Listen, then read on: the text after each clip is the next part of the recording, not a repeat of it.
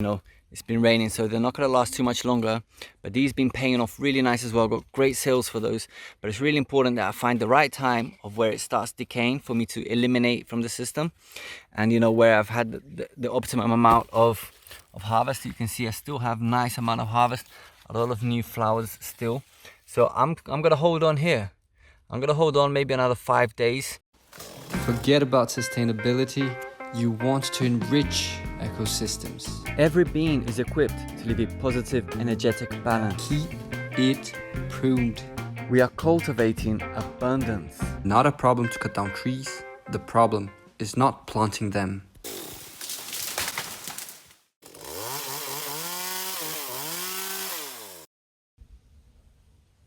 Hey, what's up, Agroforestry Academy crew? What's up? Gennaro here, back here from Sítio do Jazz, Brasília, Brazil. Alright, before we go into this video, if you haven't liked the channel, if you haven't subscribed, do so, because you'll be the first to know when we get the new content out, right? And you know, we've got lots of free, valuable content there for you to check out. And if you feel like you want a little bit more, maybe you want to consider joining up with the Patreon crew. There's always something a little bit extra for them every week there, alright? So that's another option as well. So let's get right into it. We're here in a 2-month-old plot, okay, where we aim to establish Napier grass, you know, like a proper field, you know, dense of Napier grass. And obviously it's got to be sustainable, so you know, things here to feed the Napier grass, and also bringing back, you know, the animal eats the grass and then we bring back the manure, so there is a cycle going on here as well. So when I say 2 months, we started, you know, preparing the soil and things like that. So, you know, these things have actually been planted less than 2 months ago. We've had very good results. Let's have a look around. The eucalyptus as well, which would potentially shade the area. We pruned it 2 months ago, remember, with the sexy second canopy, and look what it's looking like right now. In 2 months, how much it's produced, and it's been raining for the past month. So you know, so half of this time since we pruned was like at the height of the drought, and even then it was sprouting and booming new shoots. So beautiful, beautiful. Another great example the eucalyptus is showing us here with great results. So I'm really satisfied with the Napier grass, the way it came out.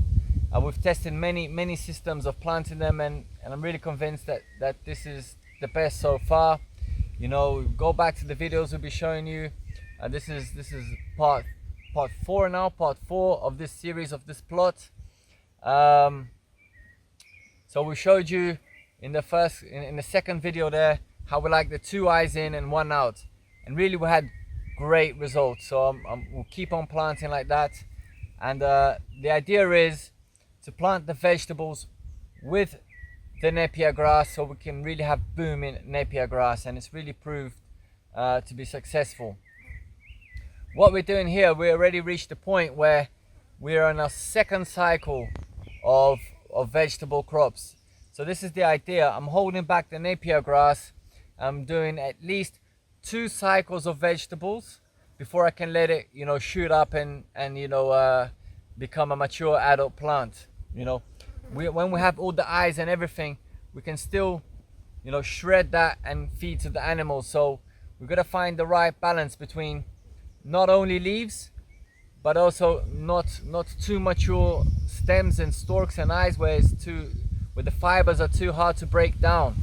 It comes to a point after 110 days of the Napier grass that the animals actually spend more energy digesting it than, you know, than collecting energy, you know, from it. So it can't be old stems in any case, even if you do shred it. So we're looking at a 90-day maximum. But I know myself, I'm never gonna wait 90 days to harvest these. If I wait you know, 70 days, 60 days, you know, I'm sure that's gonna be the maximum, because I'm gonna be looking at maxing out on the leaves.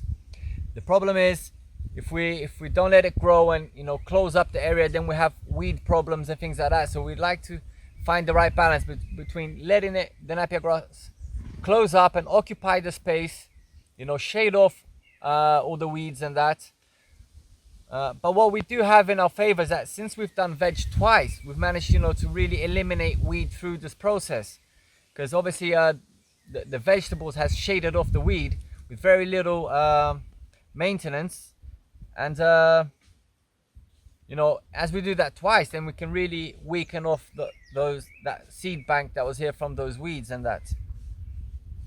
So this is what we've done. We've cut down the Napier grass right down, hench to the floor, all right, to get fresh new shoots. This time round, mature shoots. The first time round, they're young shoots. They're not so vigorous. They're still forming eyes. But now we're ready to harvest some mature shoots. Have mature shoots developing leaves. So we bring them right down to reset the grass, and obviously to let in the maximum amount of light in so that we can redo the veg. I'm going to be less aggressive with veg this time round. The seedlings that we have, I would have loved to have more tomato seedlings, but I still had 2 vegetable beds where we, from a new plot, because we've been, every 15 days planting more, expanding this exact system. So we still had 2 more vegetable beds to close off this block. So with the seeds, with our tomato seedlings that we had and lettuce seedlings, we finished planting those 2 blocks, and the leftover tomato seedlings, we renewed 2 beds here. But I've been less aggressive. Where I've been planting double rows of tomatoes, I've just planted 1 row of tomatoes every 50 centimeters. You see, where I've been planting double rows of 40 centimeters, really dense. In this case here, I'm only planting single row in the center of 50 centimeters. I'm being less aggressive with the tomatoes. We've gone ahead, we've introduced the prickly pears. We've introduced the prickly pears in between each tomatoes, therefore every 50 centimeters as well. Okay, so this is going to be a legacy in between the Napier grass. We planted here, we seeded initially some papayas and things like that, but it just got buffed out. It's okay, it was only seeds from papayas in the house, so very low investment there. So we've got only 1 or 2 of those popping through. We've got the cassavas that caught on really nicely, and I'm gonna go ahead and plant some corn here and some pigeon peas as well, just to be extra information, extra material to feed back. And I'm okay with this. We're coming in with the corn, like a few days later after I've planted the tomatoes, so the tomatoes already gonna suffer, with Napier grass growing, but we're going to hold that back. And then we've got the cassavas, and then if you've got too much corn as well and pigeon peas, you might not get the tomato harvest that it deserves. So the plan here really is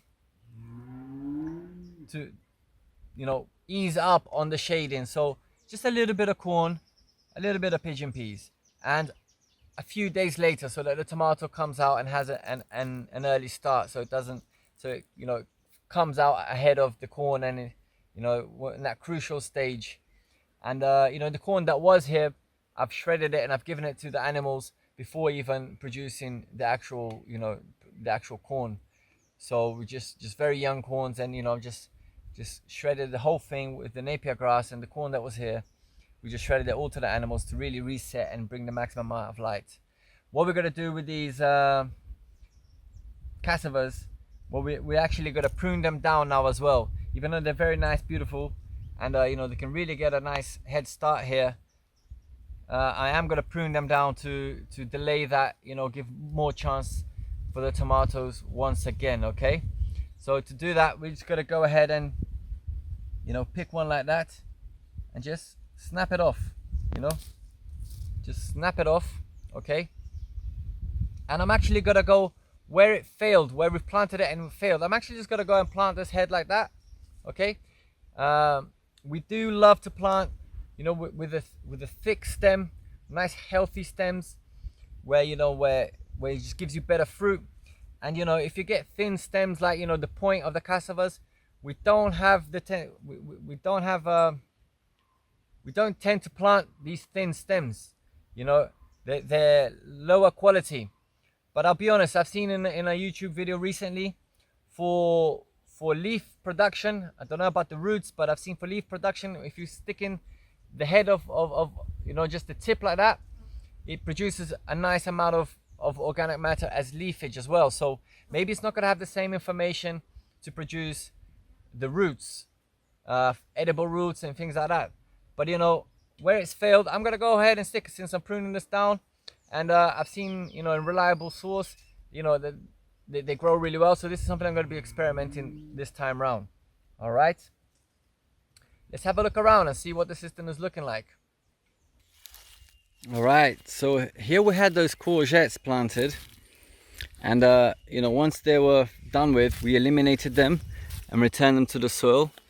That's already been 15 days, so that's already decomposed.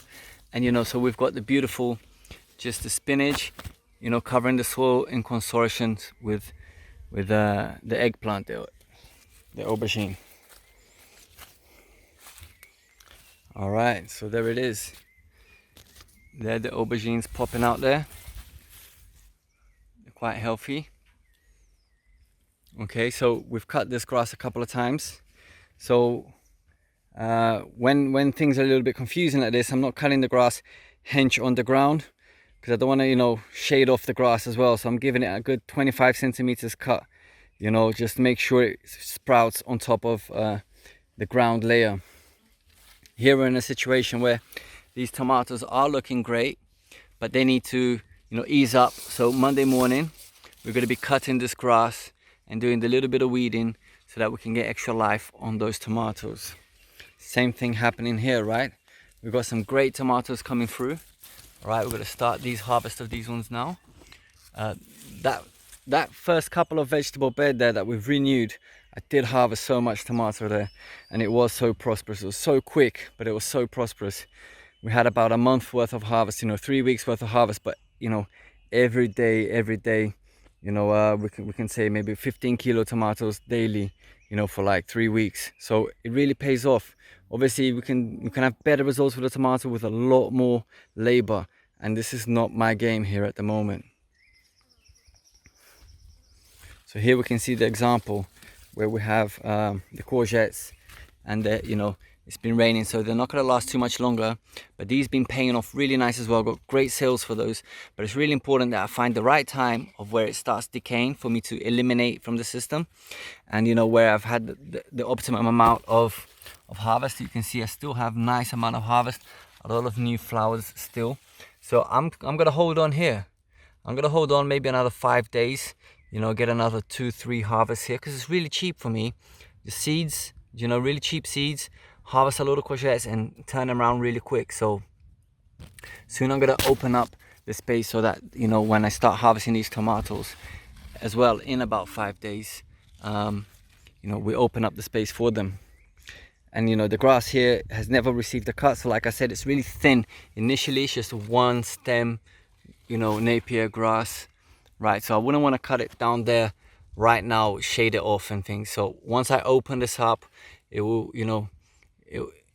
we'll do it together. We'll open this up, we'll eliminate these courgettes and give that Napier grass the first cutting there, and then we really should give life for the tomatoes, so I can get those harvests. But look at that Napier grass all sticking through.